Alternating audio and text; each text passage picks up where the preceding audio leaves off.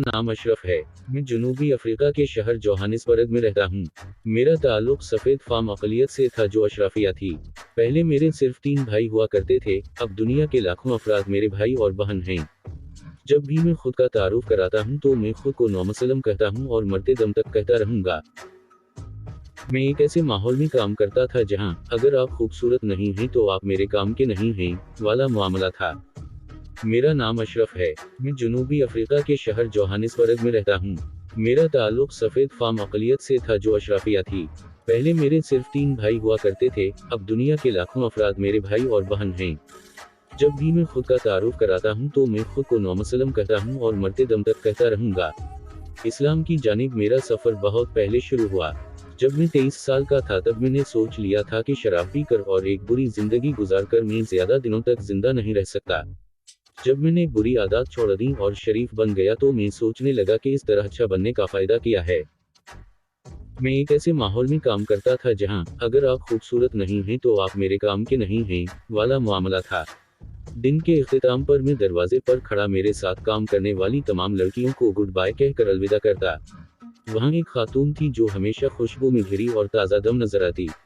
मुझसे बर्दाश्त न हो सका, मैंने इससे सवाल पूछ ही लिया कि आखिर क्यों दिन के इख्तिताम पर तमाम खवातीन तकीमानदी नजर आती हैं जबकि तुम इतनी ताज़ा दम नजर आती हो। इसने जवाब दिया कि ये इसके मजहब की वजह से है।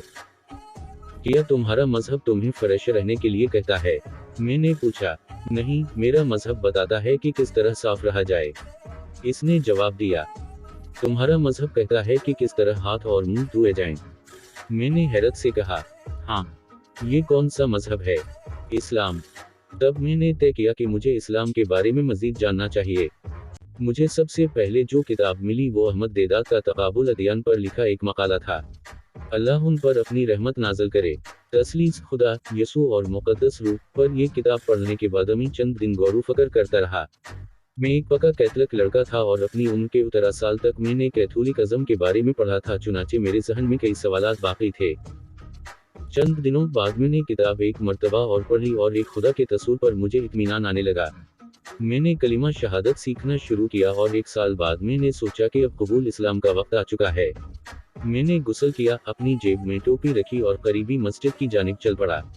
मस्जिद के इर्द गिर्द आधा घंटा घूमने के बाद मैंने सोचा कि अगर मैं दीवार के अतराफ इस तरह घूमता रहा तो मैं कभी मुसलमान नहीं बन सकता। मैं मस्जिद में दाखिल हो गया और वहां अपने भाइयों के एक ग्रुप को बैठा हुआ पाया। एक ने मुझसे पूछा कि वो मेरी क्या मदद कर सकता है। मैंने जवाब दिया कि मैं मुसलमान बनना चाहता हूँ। इसने मुझे एक पता दिया और कहा कि मुझे वहां जाकर मुताला करना होगा। मैंने कहा, नहीं, मैं अभी मुसलमान बनना चाहता हूँ। इसने मुझसे पूछा कि क्या मुझे कलिमा शहादत याद है। मैंने जवाब दिया, हाँ। तब मैं अपने भाइयों के साथ मस्जिद में बैठा। मैंने अपने ईमान की गवाही दी। इसके बाद मुझसे पूछा गया आया मैंने कोई नाम मुंतखब किया है। मैंने कहा, मोहम्मद अशरफ। अल्हम्दुलिल्लाह, इस दिन से मैंने एक मुसलमान हूँ। इस दिन से मैं मुसलमानों के साथ उठना बैठना और मुताला करना शुरू किया। 2 साल बाद मुझे महसूस हुआ कि अब मुझे शादी कर लेनी चाहिए। मैंने अपने एक दोस्त की बहन से शादी कर ली। हुकूमत की नज़र में ये शादी करके मैंने मंदरजा झैल 3 कवानीन की खिलाफ वर्जी की थी। 1. मैं एक सफ़ेद फार्म इलाका में रह रहा था। 2. मैं सिर्फ एक सफ़ेद फार्म खातून से ही शादी कर सकता था। 3. मैं सिर्फ एक सफ़ेद फार्म खातून के साथ ही जिनसी ताल्लुक़ कायम कर सकता था। मेरी जानिब से उन कवानीन की खिलाफ वर्जी पर मैं और मेरी बीवी बहुत मतफक्कुर थे। फिर भी मेरा मानना था कि जब तक अल्लाह मेरी शादी से राज़ी है, दूसरे लोग चाहे जो कुछ कर लें, अल्लाह मेरी हिफाजत फरमाएगा। 1994 में एक दिन मैं अपने घर में अकेला बैठा था। दरवाजे पर खटका हवा और मैंने दरवाज़ा खोला। इन दिनों अपनी आदत के मुताबिक मैं पहले आने वालों के जूते चेक कर लेता था। हाँ, ये पुलिस वाले के जूते थे, लेकिन क्या ये कोई सफ़ेद फार्म था या स्याह फार्म? मैं खौफजदा हो गया, किया मैं उसे बालकोनी से नीचे धक्का दे दूं? किया मैं इस पर दरवाज़ा दे मारूं? मैंने खुद को पुरसुकून रखने की कोशिश की। इसने कहा कि उसे इत्तला मिली है कि यहाँ इस घर में एक रंगदार खातून रहती है। नहीं, मैंने जवाब दिया, यहाँ कोई रंगदार खातून नहीं रहती। इसने अंदराने की इजाज़त मांगी। वो हमारे अपार्टमेंट में दाखिल हुआ, दीवार पर इस्लामी खत्ताती देखी, सोफा पर बैठा और लिफाफा बाजू में रख दिया। मैंने मुसलमान बनने के बाद भी अपने खानदान से ताल्लुक़ बाकी रखा। जिस वक्त मेरी माँ ने मेरी ये पहली औलाद एक खूबसूरत बच्ची को देखा तो वो कहने लगी कि मैं पूरी कोशिश करूंगी कि इस लड़की की शादी एक सफ़ेद फार्म लड़के से हो। मैंने माँ से कहा कि मेरी लड़की की शादी किसी अच्छे मुस्लिम लड़के से होगी। मेरी लड़की ने बाद में एक गहरी रंगत वाले हिंदुस्तानी लड़के से शादी कर ली और अब मैं अपने सुनहरी नवासा अल्ताफ का नाना हूँ। इस्लाम मुझ पर पूरा मंतबका होता था।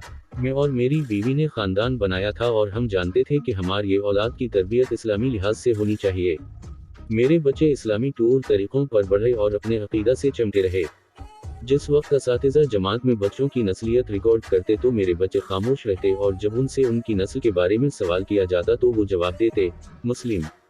टीचर उस वक्त झुंझला होती जब वो खुद को गोरा नहीं कहते और अगर वो नस्ल पर इसरार भी करती तो बच्चे कहते, जो उसे अच्छा लगे वो रिकॉर्ड में भर दे।